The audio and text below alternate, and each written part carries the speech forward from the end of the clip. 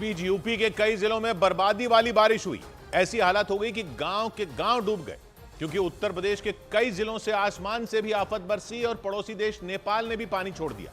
नतीजा यह हुआ कि यूपी में नेपाल की सीमा से लगे जिलों में हाहाकार मच गया, क्योंकि वहां बहने वाली नदियों का जलस्तर अचानक बढ़ गया।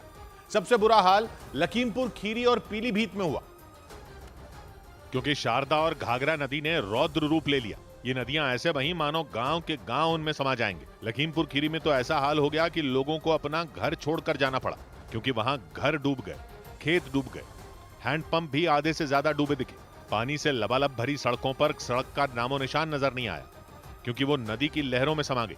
नौबत यह आ गई कि लोग जान पर खेलकर गांव से निकलने को मजबूर हो गए। जिसे जैसे समझ आया निकल गया। किसी ने सिर पर सामान रखा तो कुछ लोग ट्रैक्टर पर बैठ गए। यही नहीं, कई ग्रामीण तो अपने जानवरों को भी साथ लेकर निकल पड़े।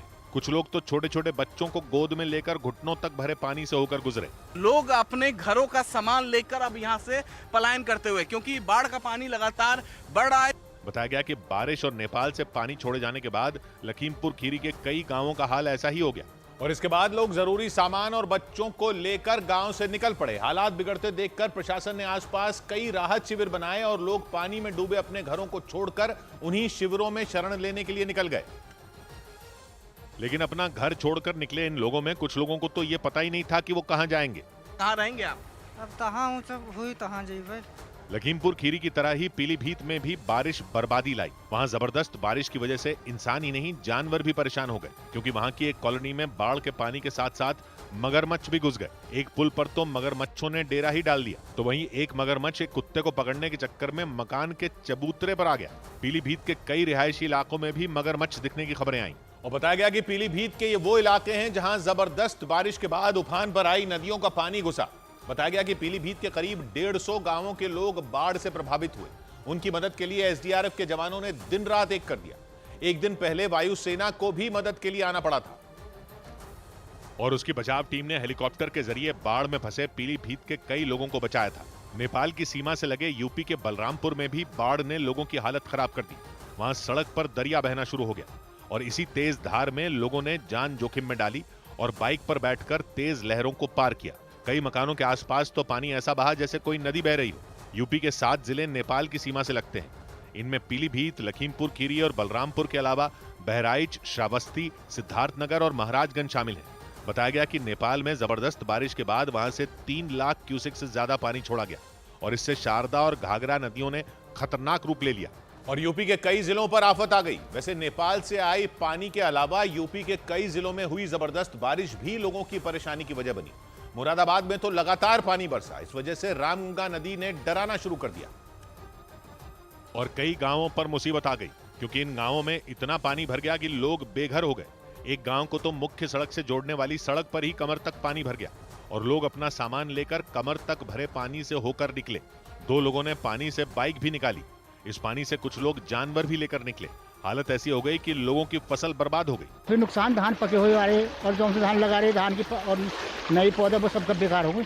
मुरादाबाद के अलावा यूपी के अयोध्या पर भी बाढ़ का खतरा मंडराया, क्योंकि मूसलाधार बारिश के बाद सरयू नदी खतरे के निशान से ऊपर बहना शुरू हो गई। इसके बाद प्रशासन अलर्ट हो गया। सरयू की डराती हुई लहरों को देखकर निचले इलाकों में रहने वालों को सावधान कर दिया गया, और इन इलाकों की निगरानी शुरू कर दी गई। यानी यूपी के कई जिलों में बारिश के साथ साथ बर्बादी भी आई, और हालत यह हो गई कि सैकड़ों गांव डूब गए। और इसी तरह सीतापुर में भी सैलाब ने जमकर तांडव मचाया। वहां भारी बारिश के बाद घाघरा नदी में बाढ़ आ गई, और उसकी उफनती लहरें तटबंधों को तोड़कर कई गांवों में घुस गईं। नदी का पानी घुसने की वजह से सैकड़ों गांव टापू में तब्दील हो गए, और जहां तक नजर गई वहां तक सिर्फ पानी ही पानी दिखाई दिया। गांवों को शहरों से जोड़ने वाले तमाम रास्ते घाघरा नदी की उफनती लहरों में या तो बह गए या फिर पानी में डूब गए। कुछ सड़कों पर कमर तक पानी भरा दिखाई दिया। देखकर ऐसा लगा जैसे वहां से कोई नदी बह रही हो। उसी बाढ़ के पानी में कई लोग जान हथेली पर रखकर गुजरते भी नजर आए। आप देख पा रहे हैं कि कमर भर पानी में हूँ, लेकिन जैसे जैसे आगे बढ़ूंगा जो बाढ़ के पानी का जलस्तर है वो लगातार बढ़ते जाएगा। लोगों की मुसीबतें तब और बढ़ गईं जब घरों के अंदर घाघरा नदी के पानी ने अपना डेरा जमा लिया। घरों के अंदर घुटनों तक पानी भरा दिखाई दिया। इसी वजह से लोगों ने अपना सारा सामान मकानों की छतों पर शिफ्ट कर दिया। सामान छत पर लेकर जाया जा चुका है। पूरा घर जो है इस वक्त बाढ़ के पानी में डूब चुका है। ऐसे हालात सिर्फ एक गांव के नहीं दिखे, बल्कि आसपास के तमाम गांव इसी तरह नदी के पानी में डूबे नजर आए। उधर हरियाणा के पंचकुला में एक ट्रक को नदी के बीचों बीच फंसे देख लोगों के होश उड़ गए। लगातार बारिश होने की वजह से उस नदी में पानी का बहाव तेज हो गया, लेकिन इसके बावजूद उस ट्रक के ड्राइवर ने वो नदी पार करने की कोशिश की। लेकिन जैसे वो उस नदी के बीचों बीच पहुंचा, अचानक पानी का बहाव तेज हो गया और वो वहीं फंसा रह गया। उस ट्रक को आधे से ज्यादा पानी में डूबा देख थोड़ी ही देर में वहां लोगों की भीड़ जमा हो गई। तभी जान बचाने के लिए उस ट्रक के ड्राइवर ने उस नदी में छलांग लगा दी। वो तैरते हुए नदी के किनारे तक आ गया। इसके बाद वहां खड़े लोगों ने उसे पकड़कर बाहर निकाला। हालांकि वो ट्रक उस नदी के बीचों बीच ही फंसा रहा। पानी का तेज बहाव देखकर किसी ने भी उस ट्रक को वहां से निकालने की हिम्मत नहीं दिखाई। वो ट्रक चारों तरफ से पानी से घिरा नजर आया। बताया गया कि लगातार बारिश होने की वजह से वहां की नदियां उफान पर आ गईं। ऐसे में उफनती नदियों से दूर रखने के लिए प्रशासन ने धारा 144 लागू कर दी है। लेकिन इसके बावजूद लोग जान हथेली पर लेकर नदी में उतरते दिखाई दिए। उस ट्रक के ड्राइवर ने भी लापरवाही बरतते हुए उस उफनती नदी को पार करने की कोशिश की, जिसकी वजह से वो उस नदी के बीचों बीच फंस गया। लेकिन यूपी और हरियाणा से ही बारिश की डरा देने वाली तस्वीरें नहीं आई, बल्कि गुजरात में भी भारी बारिश लोगों पर मुसीबत बनकर टूटी। मूसलाधार बारिश की वजह से वहां के कई जिलों में बाढ़ जैसे हालात बन गए। गांव से लेकर शहरी इलाकों में सैलाब ने ऐसा कोहराम मचाया कि लोगों की सांसें थम गई। गुजरात में कुदरत के कहर की सबसे खतरनाक तस्वीर सामने आई अमरेली जिले से। वहां तेज बारिश के बाद सड़कों पर दरिया बहता नजर आया और तेज रफ्तार पानी अपने साथ सब कुछ बहा ले जाने पर आमादा दिखाई दिया।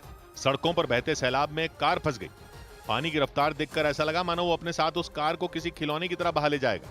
हालांकि कुछ लोग एक रस्सी की मदद से सड़क के बीचों बीच फंसी उस कार को बाहर निकालने की कोशिश करते दिखाई दिए। थोड़ी देर बाद एक मोटरसाइकिल सवार भी सड़क पर ठीक उसी जगह फंस गया। हालांकि वो पानी की तेज धार को पार करके सड़क के दूसरी तरफ जाने की हिम्मत नहीं जुटा पाया और अपनी मोटरसाइकिल को दो लोगों की मदद से उसने पीछे खींच लिया। मॉनसून की दस्तक के बाद से ही पूरे गुजरात में हुई बारिश ने लोगों की परेशानी को बढ़ा दिया। लेकिन मौसम विभाग के मुताबिक गुजरात के लोगों की यह परेशानी अगले 5 दिनों में और ज्यादा बढ़ सकती है, क्योंकि मौसम विभाग ने गुजरात में अगले 5 दिनों में भारी बारिश की चेतावनी जारी कर दी। मौसम विभाग के मुताबिक गुजरात के सौराष्ट्र, उत्तर गुजरात, मध्य गुजरात और दक्षिण गुजरात के जिले सबसे ज्यादा प्रभावित होंगे।